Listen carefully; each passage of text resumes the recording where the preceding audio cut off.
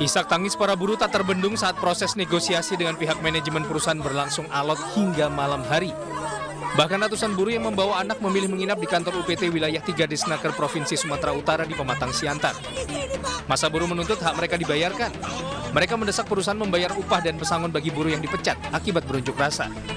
Sementara pihak perusahaan belum bisa memutuskan besaran upah serta pesangon yang akan dibayarkan. Bukan bagaimana untuk melakukan negosiasi terhadap ini semua. Kalau tadinya mungkin ini muncul duluan sama kami waktu kami datang kemari supaya membawa keputusan. Apa keputusannya dari manajemen? Nah, saya akan datang kemari pasti saya bawa keputusan. Apakah angka 5 juta, apakah 10 juta, apakah 15 juta kita realisasi hari ini. Selama ini Paru hanya mendapat upah sekitar 1,8 juta rupiah. Padahal seharusnya upah minimum yang mereka terima sebesar 2,3 juta rupiah sesuai ketentuan pemerintah. Dari Pematang Siantar, Sumatera Utara, Dharma Setiawan, iNews melaporkan.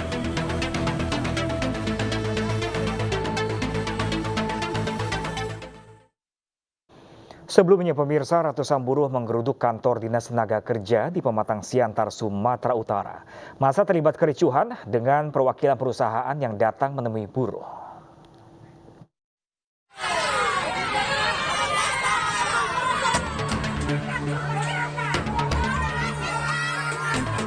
Kericuhan terjadi saat perwakilan PT Wahana Graha Makmur menemui masa buruh di kantor Dinas Tenaga Kerja Provinsi Sumut di Kota Pematang Siantar, Rabu siang. Masa meminta pemilik perusahaan yang langsung menemui mereka yang sudah menginap di kantor Disnaker, namun belum diberikan penjelasan. Dalam aksinya, ratusan buruh menuntut pembayaran hak mereka selama bekerja di perusahaan yang berlokasi di daerah Kabupaten Pakpak Barat. Selama ini, mereka hanya mendapat upah sekitar 1,8 juta rupiah. Padahal seharusnya upah minimum yang harus mereka terima sebesar 2,3 juta rupiah sesuai ketentuan pemerintah. Semua ini karyawan ini datang kemari menuntut haknya. Menuntut hak kekurangan upah kami yang di sana, yang tidak diberikan oleh perusahaan. Jadi kami menuntut kemari. Rencananya, ratusan buruh ini akan melanjutkan aksi menginap di kantor Disnaker jika upah dan hak mereka tidak dibayarkan. Dari Pematang Siantar, Sumatera Utara, Dharma Setiawan, iNews melaporkan.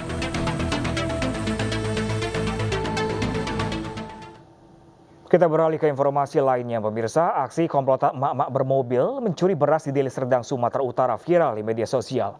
Pelaku mencuri 2 karung beras yang disembunyikan di dalam rok gamis yang dipakainya.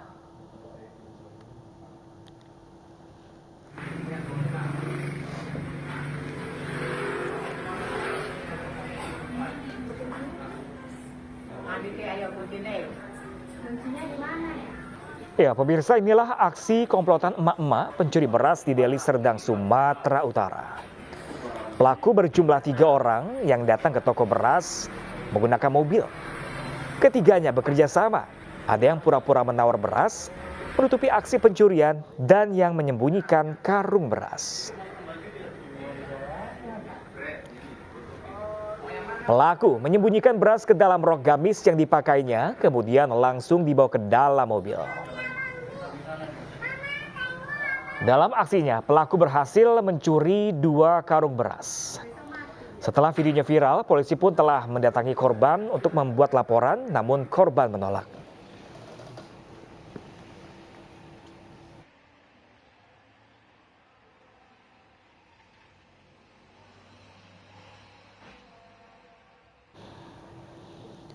Sementara itu pemirsa, seorang produsen tahu menjadi korban penipuan beli minyak goreng curah berisikan air. Akibat kejadian ini korban merugi hingga jutaan rupiah.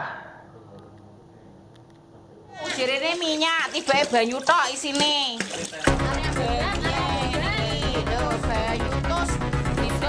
Viral video kekesalan seorang produsen tahu goreng yang menjadi korban penipuan pembelian minyak goreng curah di dalam jerigen yang berisi air.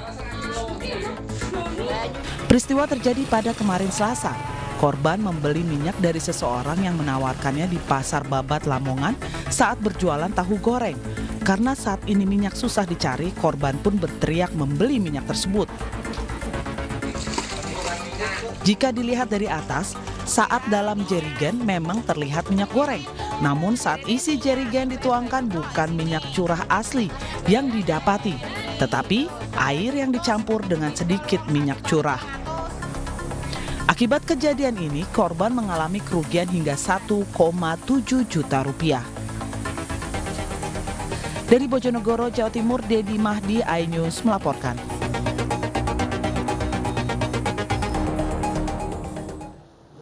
Pemirsa, kenaikan sejumlah bahan pokok tidak hanya dirasakan keluarga-keluarga tetapi juga pengusaha catering rumahan. Mereka berusaha menyiasatinya agar produksi tetap berjalan.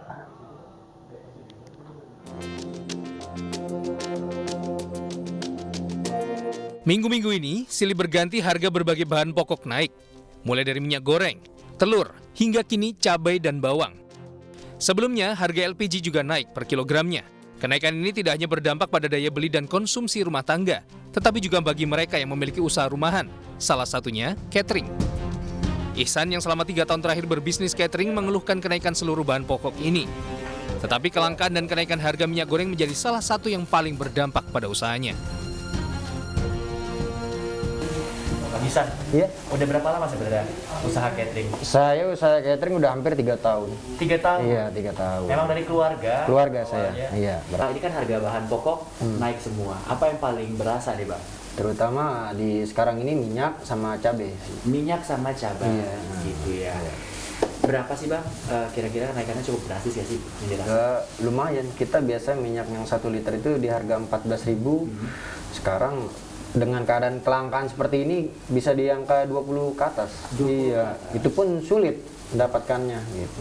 Cabai juga? Cabai juga. Oke. Bagi saya kan nggak cuma catering snack aja, tapi Iya. juga ada makanan besar. Iya, betul. Kalau dari daging dan lain-lain ada kenaikan juga? Ya, belum terlalu ini sih kalau untuk daging, tapi untuk berdampaknya belum terkena lah gitu. Belum terkena. Iya. 3 tahun usaha catering, ini pertama kalinya merasakan seperti ini apa sebelumnya sudah pernah? Sebelumnya biasanya kita cabai. Cabai Menjelang Ramadan, akhir tahun itu cabai kita selalu deh. Kalau untuk yang minyak ini baru saya tahun-tahun ini merasakan. Jadi kenaikan itu double, minyak, cabai. Oke, sementara kebanyakan makanan harus pakai minyak nih. Iya, betul, apalagi goreng-gorengan seperti ini. Juga lauk-lauk itu Pasti. Lalu bagaimana tuh, Bang? Mengakalkannya? Ya kita ya rela aja sih saya menaikkan harga jual, tapi kualitas nggak saya turunin, tetap berarti ya. Yang penting walaupun harganya naik sedikit. Iya. Berapa tuh bisa naik ya? Berarti harganya? Ya biasa kita untuk nasi box ya. Nasi box biasanya kita 25. Ya kita kisaran paling kecil naikin 28.000. 28. Iya. Bang, kenapa lebih memilih untuk naikin harga ketimbang mungkin mencari daging yang di bawah dari standar biasanya gitu, atau bahan yang lainnya? Kalau catering itu kan berbicara soal rasa. Nah, kita nggak bisa membohongi customer kita kan dengan kualitas gitu. Bang Ihsan, tapi sempat nggak sih sebelum menaikkan harga gitu mencari-cari jalan lain? Ada nggak sih yang bisa dilakukan sebelum menaikkan harga gitu? Atau mungkin mencari supplier yang udah sih harga goyang gitu. Udah ya, cuma ya nggak terlalu nggak terlalu signifikan jadinya, beda-beda sedikit lah gitu. Tapi saya daripada ngambil barang ini lebih jauh sama aja, grade ongkosnya juga sama.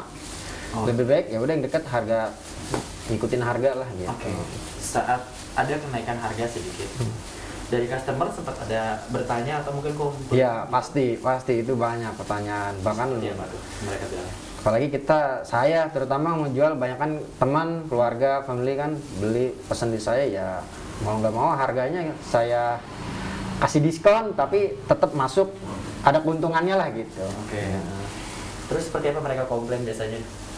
Ya komplain paling saya kasih harga tinggi sedikit, nggak bisa diskon gitu maksudnya. Ya bisa segitu, tapi dia alhamdulillah memahami dengan keadaan sekarang bahan pokok yang pada naik, itu aja sih. Oke, ini sudah berlalu beberapa minggu juga kan Kalau dari Bang Ihsan sendiri sebagai pengusaha catering gitu, harapannya seperti apa? Harapannya sih buat saya ya sebagai pengusaha catering, segera mungkin harga minyak, harga bahan pokok lah terutama dinormalkan kembali, apalagi di masa Covid kayak gini kan. Itu aja sih.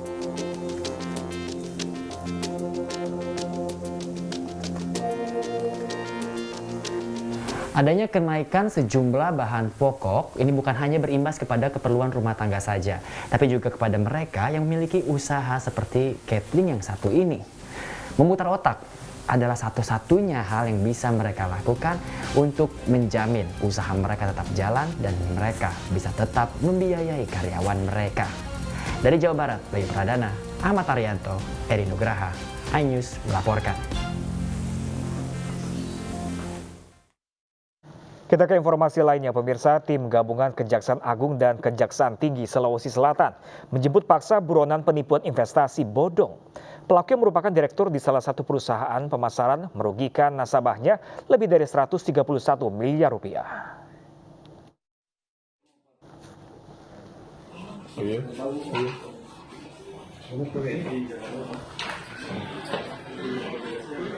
Tim gabungan Kejagung dan Kejati Sulawesi Selatan menjemput paksa Yohanis Tandilangi alias Toti, buronan tindak pidana penipuan investasi bodong. Pelaku dijemput saat bersembunyi di rumah keluarganya di Jalan Kayu Manis, Kecamatan Matraman, Jakarta Timur. Yohanis Tandilangi masuk dalam daftar pencarian orang atau DPO lantaran kerap mangkir saat dipanggil oleh jaksa eksekutor Kejaksaan Tinggi Sulawesi Selatan. Berdasarkan putusan kasasi pada Agustus tahun lalu, terpidana Yohanis Tandilangi dinyatakan bersalah lantaran melakukan tindak pidana perbankan berupa investasi jasa keuangan ilegal. Akibat perbuatannya, sejumlah nasabah mengalami kerugian hingga 131 miliar rupiah lebih. Selanjutnya, terpidana akan diserahkan ke Lapas Tanah Toraja untuk menjalani hukuman penjara selama 5 tahun dan denda 10 miliar rupiah.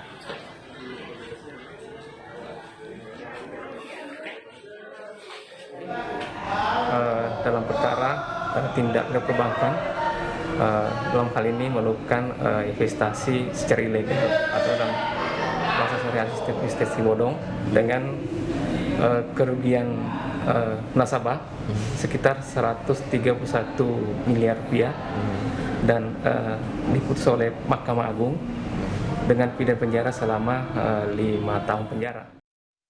Pemirsa, usai jeda, seorang perawat yang tengah hamil menjadi korban begal di Kota Bekasi, Jawa Barat. Selengkapnya bersama dengan rekan saya Loviana Dian sesaat lagi, pemirsa. Tetaplah bersama kami.